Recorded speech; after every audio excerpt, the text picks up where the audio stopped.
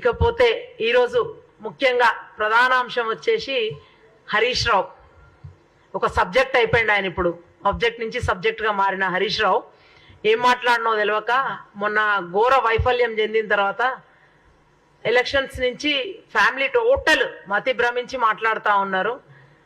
నిన్న మొన్న ఒక ప్రెస్ మీట్ బహిరంగ సభ పెట్టి మాట్లాడుతున్నాడు. ఏంటంటే మెదక్కి ఏం చేసిండ్రు, మెదక్ పార్లమెంట్కి ఇందిరాగాంధీ ఏం చేసింది గెలిచి వచ్చి, కాంగ్రెస్ పార్టీ ఏం చేసింది, అసలు కాంగ్రెస్ పార్టీ ఎక్కడున్నది మాట్లాడుతున్నాడు.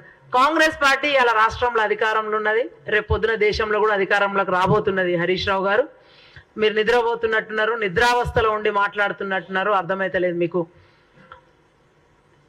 మీకు తెలుసో తెలియదో మేము చెప్తాం. కాంగ్రెస్ పార్టీ రాష్ట్రానికి ఏం చేసింది, దేశానికి ఏం చేసింది, ముఖ్యంగా మన మెదక్ జిల్లాకి ఏం చేసింది. సరే మన ఇద్దరం ఆ ప్రాంతం నుంచి, మీరు కాదనుకోండి, మీరు అక్కడెక్కడో కరీంనగర్ నుంచి కానీ తర్వాత 2 మండలాలను కలుపుకొని మా జిల్లాలకు వచ్చిండ్రు మీరు, కాబట్టి మీరు అప్పుడు లేరు. మీ ప్రాంతం మీ 2 జిల్లాలు మా మెదక్లో లేవు కాబట్టి మేము చెప్తాం వినుండ్రి. బీడీఏలు, బిహెచ్ఈఏలు అట్లాంటి అన్ని కూడా పెద్ద పెద్ద అన్ని కూడా సంస్థలన్నీ తీసుకొచ్చి ఇవాళ లక్షల మందికి ఉద్యోగ ఉపాధి అవకాశాలు కల్పించిన ప్రాంతం కాంగ్రెస్ పార్టీ ఏర్పాటు చేసింది. అవన్నీ కూడా హైదరాబాద్ వరకు వస్తే కూడా హెచ్ఎంటి, ఐడిపిఎల్, డిఆర్డిఓ అన్నీ కూడా కాంగ్రెస్ హయాంలోనే ఎస్టాబ్లిష్ చేయబడ్డాయి. మీరు బాగా గుర్తు తెచ్చుకోండి. మనకున్న నిమ్స్ కూడా national investment and manufacturing zone కింద నిమ్స్ శాంక్షన్ అయితే అది కూడా మన దగ్గరనే ఉంది. అది కూడా కాంగ్రెస్ పార్టీ హయాంలోనే అయ్యింది హరీష్ రావు గారు. సో మీరు ఇంకొకసారి మాట్లాడేటప్పుడు కొంచెం దగ్గర పెట్టుకొని మాట్లాడండి, నోరు అదుపులో పెట్టుకుంటే మంచిగా ఉంటుంది. ఎంతసేపు మేము ప్రాజెక్టు కట్టినాం అంటున్నావు. రంగనాయక సాగర్ కట్టినా, కొండపోషమ్మ కట్టినా, మల్లన్న సాగర్ కట్టినా అంటున్నావు. అసలు ఆ సాగర్లు కట్టి దాని కింద కొత్తగా పెరిగిన ఆయకట్ట ఏందో చెప్తలేవు. ఎన్ని ఎకరాలకు నీళ్ళు ఇచ్చిండ్రు మీరు? ఆడేమన్నా ఎవరిదన్నా వారిందా? అసలు భూమే లేదు కదా ఇప్పుడు ఆడ దున్నడానికి. మొత్తం గడ్డలు, మొత్తం గుంతలన్నీ దోవి పెట్టిండ్రు. ఎక్కడ కూడా టనల్స్ కంప్లీట్ కాలేదు. పదే నీళ్ళు ఇచ్చినాం అంటే ఎల్లంపల్లి నుంచి ఎత్తి కొండపోచమ్మ సాగర్లో మీ మామ పోసుకొని ఆయన ఫామ్ హౌస్ 100 ఎకరాల ఫామ్ హౌస్ లో ఉన్న భూములు మాత్రం బారుతున్నాయి తప్ప ఇంకేం బారలేదు. ఊళ్ళకు ఊళ్ళు, మండలాలకు మండలాలు నిర్వాసితులను చేసిండ్రు మీరు. వాళ్ళ గోస తెలుసు కదా.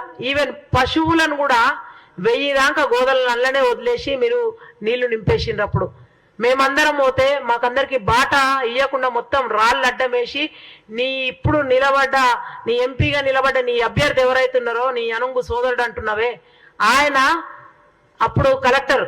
ఎంత నిర్బంధ పాలన అంటే ఆయన చేయని దుర్మార్గాలు లేవు. నిజంగా కూడా రాత్రికి రాత్రి ఊళ్ళకు ఊళ్ళు ఖాళీ చేపించి నువ్వు ఇస్తానన్న నిర్వాసితులకు నిజంగా కూడా ఆ రోజు చట్టం చేసిండు మనం యూపీఐ హామీ 2013 ల్యాండ్ యాక్ట్ ప్రకారం నిజంగా కూడా పునరావాసం కల్పించాల్సింది పోయి వాళ్ళకు రేకుల షెడ్లు వేస్తే అందులోనే ఉన్నారు వాళ్ళు. ఇంకా కూడా వాళ్ళ గోసలు ఆనే ఉన్నాయి.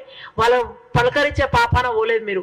మేము చెప్పినాం కాంగ్రెస్ వస్తే మీరు జీవో 123 ప్రకారం ఏవైతే మీరు పరిహారం ఇస్తామన్నారో మేము 2013 ల్యాండ్ యాక్ట్ ప్రకారం నిజంగా కూడా అందరికీ కూడా RRR ప్యాకేజ్ ఇస్తామని చెప్పినాం. దానికి కట్టుబడి ఉన్నాం.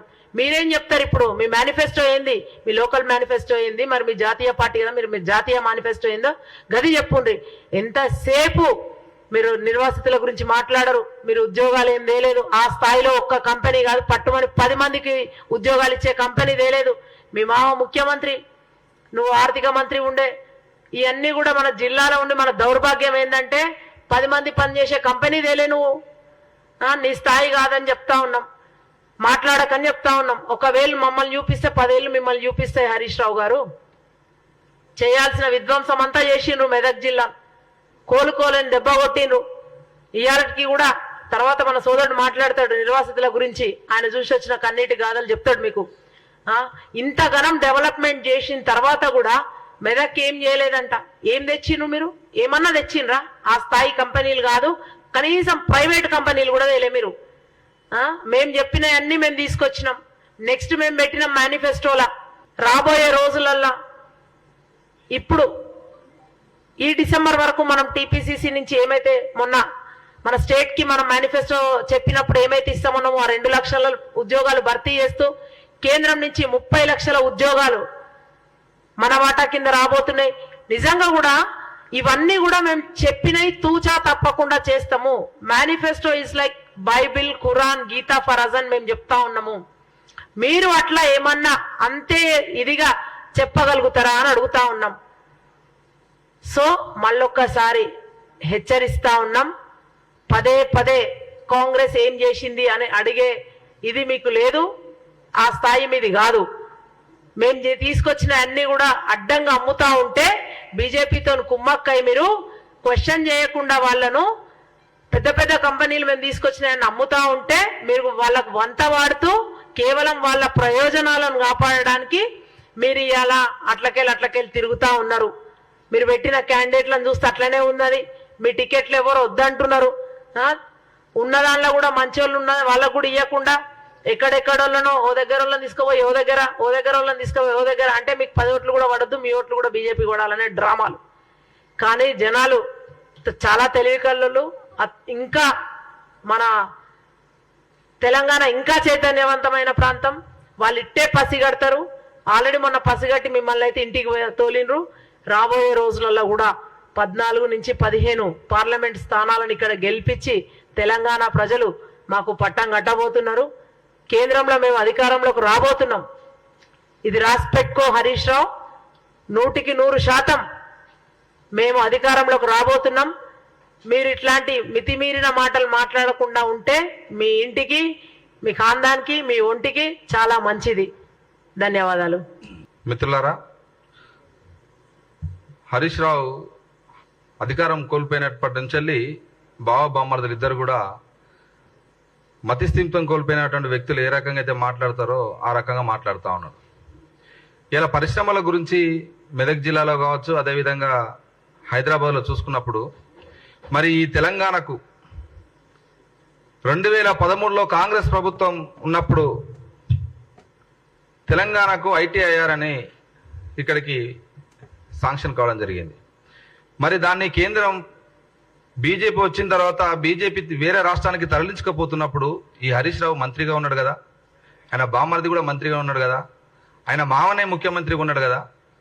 మరి ఐటీఐఆర్ను ఇన్ఫర్మేషన్ టెక్నాలజీ ఇన్వెస్ట్మెంట్ రీజన్ని ఒకవేళ కనుక అది ఇక్కడ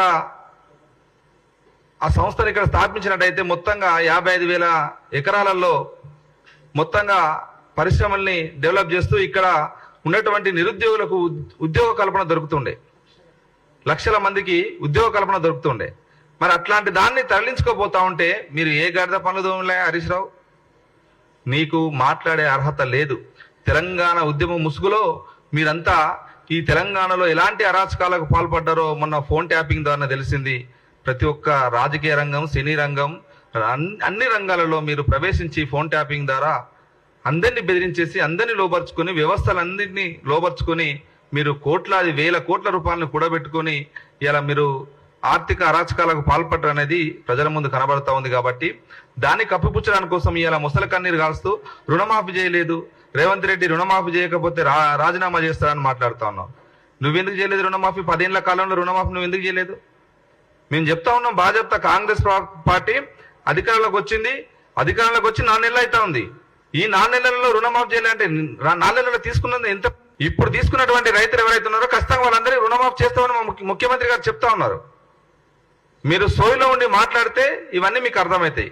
కాబట్టి సోయిలో లేకుండా కేవలం విమర్శ చేయాలి, రాజకీయంగా ఓట్లు దండుకోవాలి, ప్రజల్ని మళ్ళీ ఆందోళన పెట్టేసి బీఆర్ఎస్ కు అనుబంధంగా మాతృ సంస్థ అయినటువంటి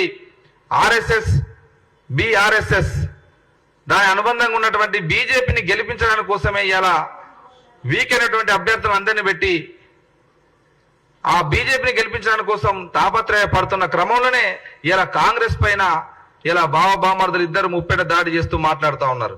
కాబట్టి మీ మాటల్ని, మీ చేతల్ని అన్నింటిని కూడా ప్రజలు గమనిస్తూ ఉన్నారు.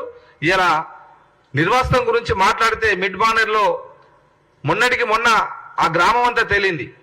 ఆ గ్రామ ప్రజలు బోర్న విలపిస్తూ ఆ గ్రామంతో, ఆ ఇంటితో, ఆ పరిసరాలతో వాళ్ళకు ముడిపడినటువంటి ఆత్మీయతను, ఆ అనుబంధాలని, వాళ్ళ జ్ఞాపకాలని బాల్యం నుంచి అక్కడ వాళ్ళ తాత ముత్తాతల నుంచి వెళ్ళి జీవించినటువంటి ఆ జ్ఞాపకాలన్నింటినీ గుర్తు చేసుకుంటూ బోర్న విలపించినటువంటి ఘటనలు మన కళ్ళకు నీళ్లు తెప్పించినటువంటి ఘటనలు మన కళ్ళ ముందు కనబడుతుంది. మిడ్ మానేర్ ప్రాజెక్టు నిర్వాసితులు ఏం సమాధానం చెప్తారు?